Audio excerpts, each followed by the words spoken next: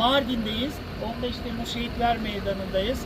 2 gündür gün boyu burada motosiklet sürücülerini bekledik ve yaklaşık 500'ün üstünde motosiklet sürücümüzü burada ağırlayarak gerek otobüsün içinde denetim eğitimlerimizi sağladık, gerekse de burada uygulama faaliyetlerimizi sürdürdük. Amacımızı tekrar etmek istiyoruz. Bir can kaybının bile fazla olduğu düşüncesiyle hareket ediyoruz ve bir kural, bir ömür diyoruz. Mardin'den kucak dolusu sevgiler.